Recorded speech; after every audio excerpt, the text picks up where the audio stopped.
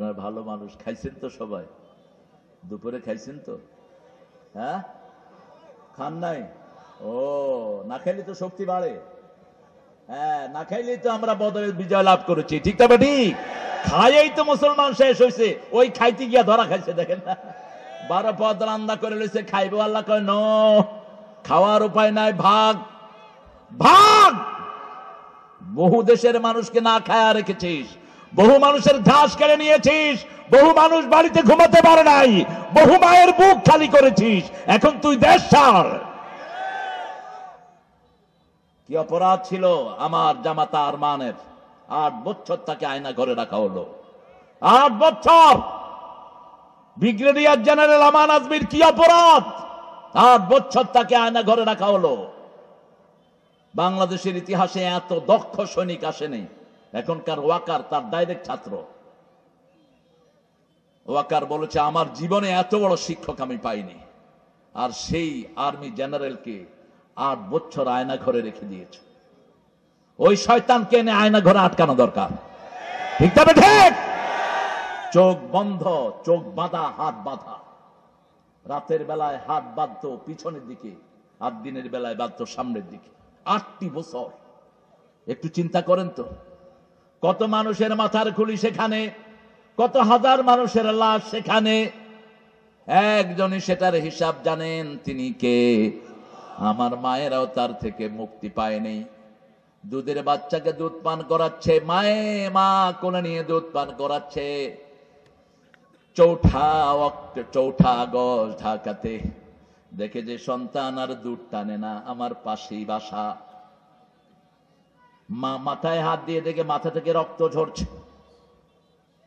হিন্দুর বাচ্চা পর্যন্ত নিরাপদ ছিল না। তোমরা হিন্দুরা যারা ওকে ভালোবাসতা পাগলের মতো, ওরাই তোমাদের সবচেয়ে বেশি ক্ষতি করেছে। আর আমাদেরকে তোমরা ভয় ভাবতা, আমরাই তোমাদের মন্দির পাহারা দিয়েছি, ঠিক তবে ঠিক। আর তোমরা আমার ভাই সাইফুলের গলায় তোমরা ছুরি চালাও। সাইফুল খুনি হলো কেন? ইউনিভার্সিটির জবাবের ব্যবস্থা করো। খুনিদেরকে আনো আইনের আওতায়। আমরা আইন হাতে নিতে চাই না। আমরা আইন হাতে নিলে থাকতে পারবা না কেউ, ঠিক তবে ঠিক। আমরা মুসলমান একমাত্র কাকে ভয় পাই? কাকে ভয় পাই? আমার ভাই খুনি হলো কেন, জবাব দিতে হবে। এই সাইফুল চট্টগ্রামে সবচেয়ে বেশি হিন্দুদের মন্দির পাহারা দিয়েছে।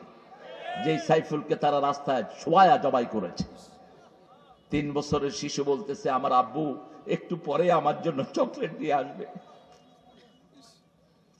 তার বিবিটা অন্তঃসত্ত্বা 3 মাসের। আমি গত সপ্তাহে চট্টগ্রামে একটা মাহফিলে গিয়েছি, এই সাইফুল আমাকে রিসিভ করেছে। আমরা উশৃঙ্খল নই। আমরা উশৃঙ্খলে হলে ওই দলের একটা পান্ডা নেতাও পালাতে পারত না। ওরা আমাদেরকে খুন করেছে, আমরা তাদের কিচ্ছু করি নাই, ঠিক না ঠিক? আমাদের 1500 ছেলেকে তারা মায়ের বুক থেকে ছিনিয়ে নিয়েছে, আমরা তাদেরকে কিচ্ছু করি না। আমি কোরআনের মহরারান আইন মানি না, আপনি কাফের হয়ে যাবেন, ঠিক না ঠিক? কিছু লোক আছে কয় আমরা শরিয়া মানি না, তুই তো বড় কাফের। শরিয়া অস্বীকার করা মানে কুফরি, ঠিক না ঠিক? হিন্দুর শরিয়া আর আমাদের শরিয়ায় বেশ কম আছে না নাই? হিন্দু ভাই সকাল বেলায় আগুন দিয়ে শুরু করে, আর আমরা সকাল বেলায় নামাজ দিয়ে শুরু করি, ঠিক না ঠিক? ঘুম থেকে উঠেই আমাদের দোয়া আছে না নাই? আমাদের দোয়া কার জন্য? আলহামদুলিল্লাহ পড়েন, আল্লাযী আহইয়ানা বাদা মা মাতিনা ওয়া ইলাইহিন। প্রশংসা ওই আল্লাহ যিনি মৃত্যুর পরে আমাকে জীবন দান করেছেন, তার দিকেই ফিরে যাব, ঠিক না ঠিক? তারপরে আমরা ওযু করি, কি করি? ওযু করি। ওযুর সাথে সাথে হাতের গুনাহগুলো মাফ করে দেন কে? চোখের গুনাহগুলো মাফ করে দেন কে? মুখের গুনাহ মাফ করে দেন কে? এই জন্য ওযুর পানি কখনো মুছবেন না, কোন নবী মুছতেন না। ওযুর পানি মোছার জন্য আমরা পাগল হয়ে যাই। টিস্যু দাও তো। কেন মুছেন? ওযুর পানি যতক্ষণ থাকে ততক্ষণ গুনাহ ঝরে। রাসূল বলছেন, মুসলিম শরীফের বর্ণনা, আখিরি কাতরিল মা, শেষ ফোঁটাটা যখন ঝরে যায়, শেষ গুনাহটা মাটিতে পড়ে যায়। ঘরে কোন লোক যখন ওযু করে মসজিদের দিকে আগায়, রাসূল সাল্লাল্লাহু আলাইহি ওয়াসাল্লাম বলছেন, ঘর থেকে একটা কদম মসজিদের দিকে দেওয়ার সাথে সাথে তার গুনাহ মাফ। দ্বিতীয় কদমে জান্নাত তার সামনের দিকে আগায় আসে। 5 ওয়াক্ত নামাজে যারা মসজিদে যায়, বুখারীর বর্ণনা, আল্লাহর হাবিব বলেছেন আল্লাহ তাদের জন্য জান্নাত সাজায়া দেয়। কত দরবেশ আল্লাহর ভক্ত নবীজির উম্মত, কেঁদে কেঁদে আল্লাহর নাম জপতে চাই, আল্লাহর নাম জপতে চাই। মসজিদের পাশে আমার কবর দিও, কোনো আওয়াজ না। আপনারা কত ভদ্র, আলহামদুলিল্লাহ। একটু জোরে আওয়াজ দিয়ে গান। মসজিদের পাশে আমার, যাবেন তো 5 ওয়াক্ত মসজিদে নাকি মাজারে যাবেন? মাজার সব ভেঙে গুড়িয়ে দেন, সব ভেঙে তছনছ করে দেন। রাসূল মদিনায় প্রথম গিয়ে বলেন, এই আলী, মুসলিম শরীফের বর্ণনা, যতগুলো কবর উঁচু আছে ভেঙে মাটির সাথে মিশিয়ে দাও। কোরআন হাদিসের কোথাও মাজার নামে কোনো শব্দ নাই, আছে কবর। আছে কি? রাসূল বলছেন মৃত্যুর আগে, মা বাইনা কাবরি ওয়া মিম্বারি রাউদুম মিন রিয়াদিল জান্নাহ। তখন তিনি দুনিয়াতে এলাইভ, তিনি দোকানের জায়গাটা জান্নাতের বাগান। তখনও তিনি কি জীবিত? জানিয়ে দিলেন কে? তিনি বলেছেন কবর। তিনি যখন ঘর থেকে বেরিয়ে নামাজের দিকে যেতেন, একটা লম্বা দোয়া করতেন, আল্লাহুম্মা ইজআল ফি কলবি নূরা ওয়া ফি আইনি নূরা ওয়া ফি সামঈ নূরা ওয়া ফি বাসারি নূরা ওয়া ফি আযামি নূরা ওয়া ফি মুখি নূরা। আল্লাহুম্মা ইজআল নূরান মিন ফাওকি ওয়া মিন তাহতি ওয়া আন ইয়ামিনি ওয়া মিন শিমালি ওয়া মিন আমামি ওয়া মিন খালফি।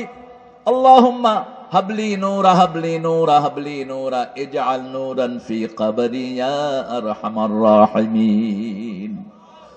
কি সুন্দর দোয়া! যার দোয়া এত সুন্দর, সেই মানুষটা না জানি কত সুন্দর। সেই রাসূলের দল করব তো? করব তো? না হলে মৃত্যুর পরে তিনি আপনাকে স্বীকৃতি দিবেন না। যারা বলে বিসমিল্লাহি আলা মিল্লাতি রাসূলিল্লাহ, ও যদি আল্লাহ রাসূলের দল না করে, এই কথাটা তার মিথ্যা কথা। ঠিক না বা ঠিক? তুমি তো আল্লাহর নামেও মরলা না, রাসূলের দলেও থাকলা না, বলো কেমনে এটা?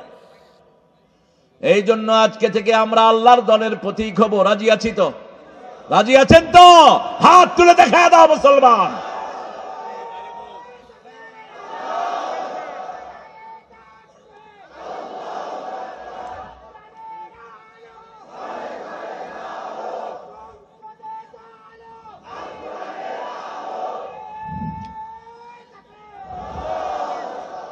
আল্লাহ আমাদেরকে কবুল করেন।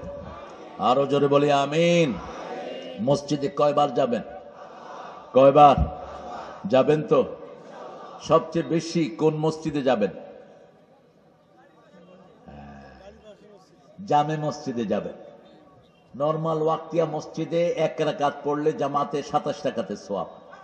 আর যদি জুমা মসজিদে পড়েন 1 রাকাতে 500 রাকাতের সওয়াব। অর্থাৎ বাইতুল মুকাদ্দাসে পড়লে যেই সওয়াব, আল্লাহ সেই সওয়াব আপনার আমলনামায় দিয়ে দিবেন। আবার ঘরের সুন্নাত 2 রাকাত, মসজিদের 4 রাকাতের সমান। রাসূল বলতেন, লা তাজালু বুয়ুতাকুম মাকবারা ওয়ালা মসজিদা। খবরদার, তোমাদের ঘরকে তোমরা কখনো কবর বানায়ও না, মসজিদ বানায়ও না।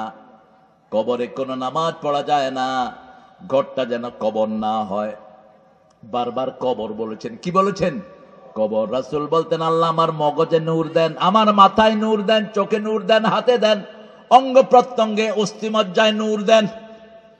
উপরে থেকে নূর দেন, নিচ থেকে দেন, ডান থেকে দেন, বাম থেকে, সামনে থেকে, পিছন থেকে। হে আল্লাহ, আমি যেদিন থাকবো না, আমার কবরটা নূর দিয়ে ভরে দিয়েন। কেউ রাসূল তো বললেন না আমার মাজারটা ভরে দিয়েন, বরং মা আয়েশা বলছেন মৃত্যুর আগে দিয়ে, মৃত্যুর একদিন আগে রাসূলের মুখ ঢাকা। রাসূল হঠাৎ করে মুখের কাপড় খুললেন, ইয়াকশাফুস সাওব আন ওয়াজহি। তিনি মুখ থেকে কাপড় সরালেন।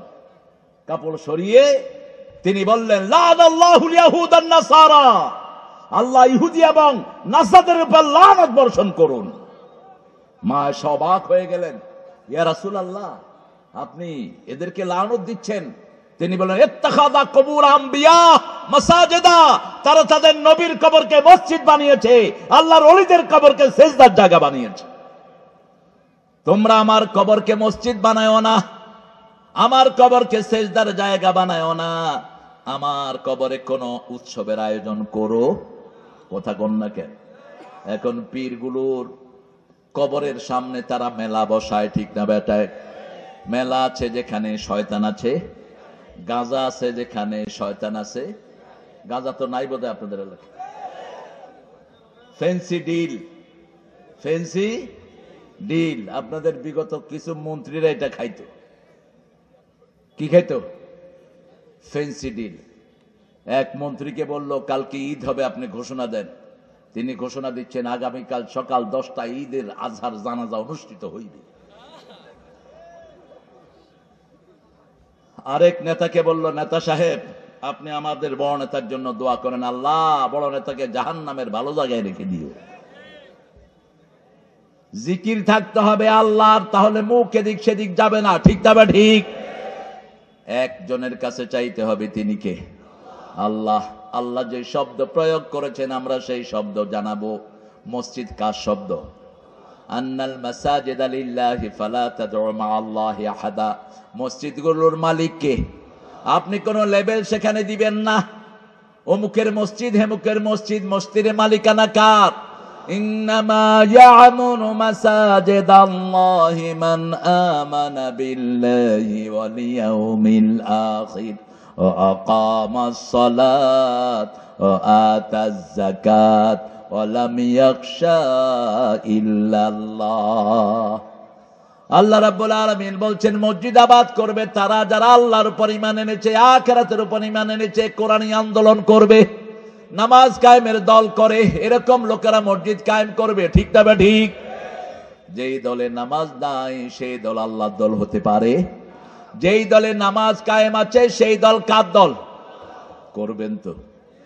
করবেন তো? নামাজ কোথায় পড়বেন? কয় ওয়াক্ত?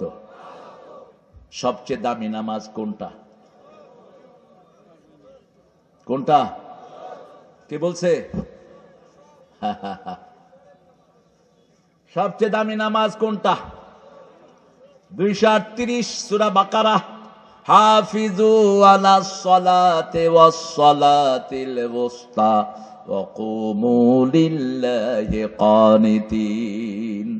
সব নামাজ হেফাজত করো, স্পেশালি আসরের নামাজ, মধ্যবর্তী নামাজ। রাসূল সাল্লাল্লাহু আলাইহি ওয়াসাল্লাম বলছেন এই আসরের সময় দিনের ফেরেশতারা বিদায় নেয়, রাতের ফেরেশতারা আসে। দিনের ফেরেশতারা বিদায় নেয়ার সময় দেখে লোকটা নামাজে দাঁড়ানো, রাতের ফেরেশতা এসেও দেখে লোকটা নামাজে দাঁড়ানো। 24 ঘন্টা তার নামাজ হয়ে যায়। এই জন্য আসর কখনো ছেড়ে দেব না। জাতীয় কবি বড় সুন্দর বলেছেন, ঘুমাইয়া কাজা করেছ ফজর, তখনও জাগনি যখন জোহর, হেলায় খেলায় কেটেছে আসর, মাগরিবের ওই শুনিয়া যান, এখনো জামাতে হওরে শামিল, এখনো এর সাথে আছে স্থান। বাজিছে দা মামা বাদরে আমামা, শির উঁচু করি মুসলমান, দাওয়াত এসেছে নয়া জামানার, ভাঙা কেল্লায় উড়ে নিশান। আল্লাহু আকবার। আমরা এক আল্লাহর জন্য এক আল্লাহর কাছে রহমত চাইবো। কার কাছে? রহমতের মালিককে। রাসূলের কাছে অনেকে রহমত চায়, ইয়া রাসূল আল্লাহ ডেকে নাও আমায় মদিনা। শিরক। তুই রাসূলের কাছে চাস কেন মূর্খ? চাইতে হবে কার কাছে? রাসূল তো কিছু করতে পারবে না তোমার জন্য, সুপারিশও করতে পারবেন না আল্লাহর হুকুম ছাড়া, ঠিক না ঠিক? মান যাল্লাযী ইয়াশফাউ ইনদাহু ইল্লা বিইذনিহি। আয়াতুল কুরসিতে প্রত্যেক দিন পড়ি, কে সে আমার অনুমতি ছাড়া সুপারিশ করবে? কে বলছেন? কে বলছেন? আকীদা নষ্ট করবা না। কিছু নাত এখন তৈরি হচ্ছে ফালতু, শিরকে ভরপুর এই সমস্ত কবিতাগুলো। শিরক আছে যেখানে ইসলাম নাই, সেখানে প্রথম রহমত হলো কোরআন। পড়বেন তো দৈনিক কয় আয়াত? 100 আয়াত পড়বেন দাঁড়িয়ে, গাফেলদের মধ্যে আপনার নাম লেখা হবে না। 200 আয়াত পড়বেন, নেককারদের মধ্যে নাম লিখে দিবেন কে? 300 আয়াত পড়বেন, মুহসিনিনদের মধ্যে নাম লিখে দিবেন কে? সূরা ফাতিহা 100 বার পড়লে 700 আয়াত হয়ে যায়, 50 বার পড়লে 350 আয়াত হয়ে যায়। সুবহানাল্লাহ বলবেন না? 25 বার পড়লে 150 আয়াতের বেশি হয়ে যায়, 175 হয়ে যায়। আল্লাহু আকবার। তা আমরা যদি 5 ওয়াক্ত নামাজ মসজিদে পড়ি, এমনি আমাদের 100 আয়াতের উপরে হয়ে যায়। ঠিক না ঠিক? কোরআন আছে যেখানে রহমত আছে। কোরআন নাজিলের আগে রাসূলের নাম ছিল আল আমিন, আর কোরআন নাজিল হওয়ার পরে হয়েছে ওয়ামা আরসালনাকা ইল্লা রাহমাতাল লিল আলামিন। রাহমাতাল লিল আলামিন, সরদারে আল কাউনাইন, কামলি ওয়ালা প্যারা নবী নাও গো সালাম।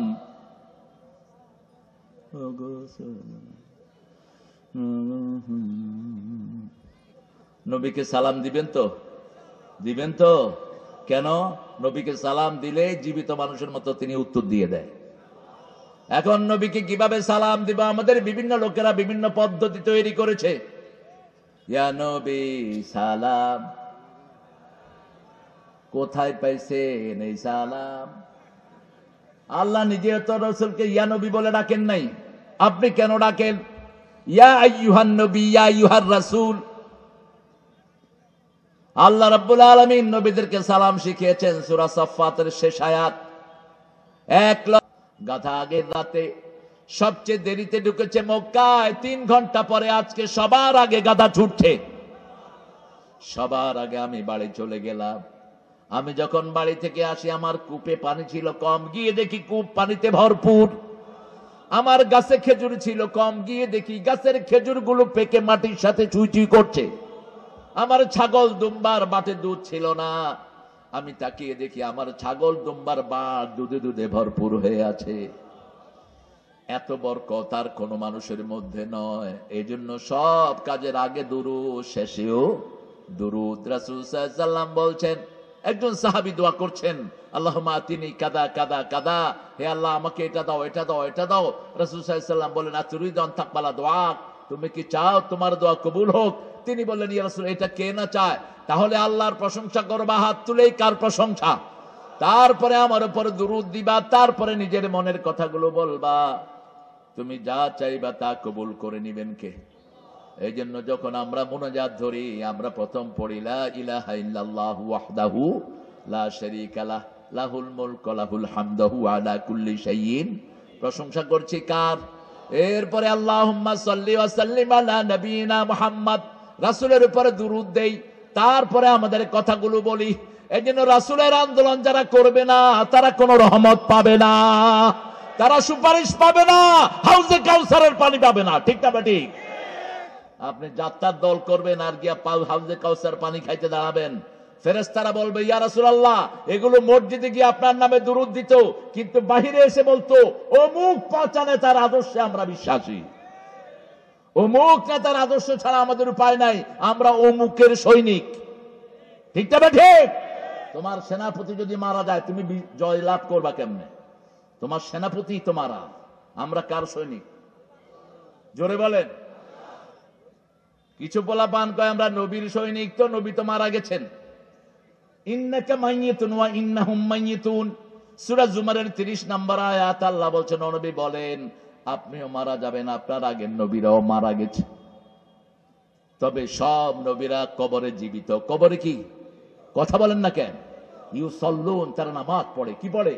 নামাজ পড়ে। আল্লাহ আমাদেরকে নামাজ পড়ার তৌফিক দান করে। তাহলে প্রথম রহমত কোরআন, দ্বিতীয় রহমত রাহমাতাল লিল, তৃতীয় রহমত কোথায়? সবাই জানেন, আমি শুধু একটু মনে করিয়ে দেব। গো মা তুমি এ ধরনের শ্রেষ্ঠ নেয়ামত, তোমারই পদতলে রয়েছে জান্নাত। এই পৃথিবী থাকতো গো ফুল পাখিহীন, এই পৃথিবী থাকতো গো মায়া মোহহীন, যদি না পেত মায়ের মায়ারি হাত, যদি না পেত মায়ের মায়ারি হাত। ও গো মা তুমি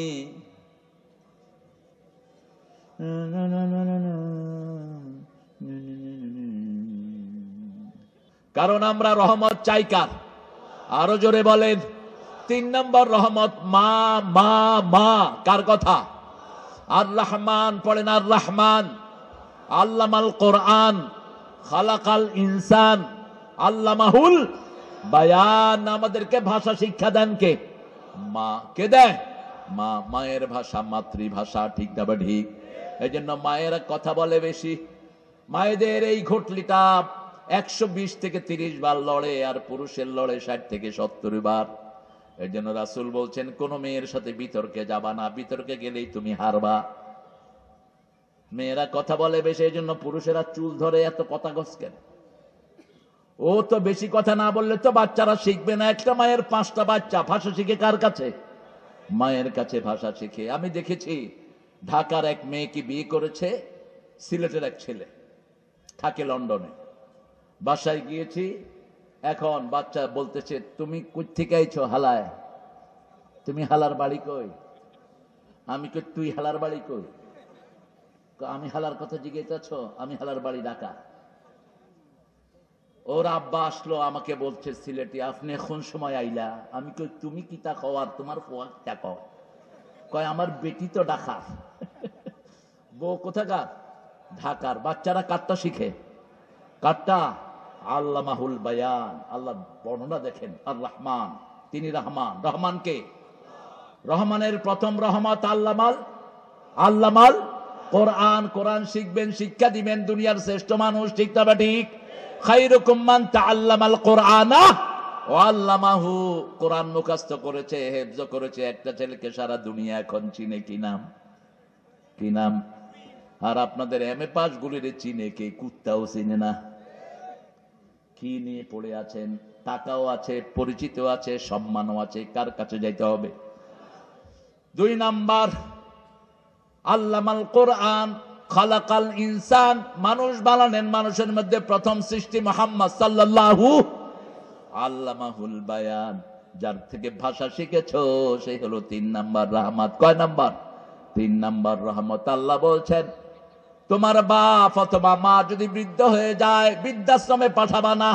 লা তাকুল লাহুমা উফ। উফ বলে এমন শব্দ মুখে আনবা না, অথবা মা বাবা উফ করে এমন শব্দ তুমি শুনবে না। মা উফ করে এমন জায়গায় তুমি রেখো না। বৃদ্ধাশ্রমে সারাক্ষণ মানুষেরা শুধু কাঁদে, ঠিক না ঠিক? এমন জায়গায় রাখতে পারবা না। আবার নিজে উফ বলতে পারবা না। লা তাকুল লাহুমা উফফান ওয়া লা তানহারহুমা।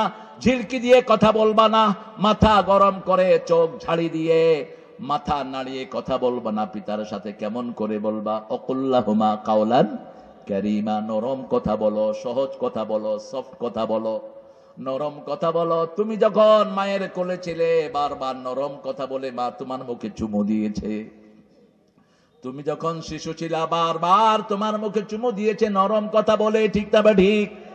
আখফিদ লাহুমা জানাহাযুল্লি মিনার রাহমাহ। যদি আল্লাহর রহমত পেতে চাও, তোমার রহমত পিতামাতাকে দাও। কার কথা? আখফিদ লাহুমা জানাহাযুল্লি মিনার রাহমাহ। Spread out wings of mercy for your parents. তোমার পিতামাতা দুইজনের জন্য রহমতের ডানা বিছিয়ে দাও।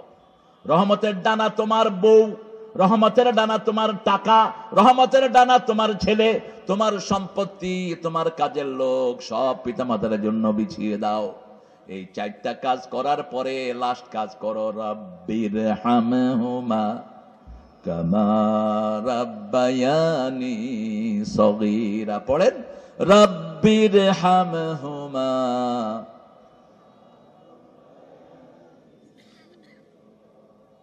রহমত পাইতে হলে পিতামাতার উপর রহমত করতে হবে। কার কথা? এবার আবার ফিরে যায় আমাদের বিষয়ে। তাহলে 4টা জায়গা রহমতের। প্রথম জায়গা কি? জোরে বলেন। প্রথম জায়গা কোরআন। কোরআনী আন্দোলন করব যদি জানো যায়, ঠিক তবে ঠিক। 2 নাম্বার, রাসূলের দল করব। রাজি আছি না নাই?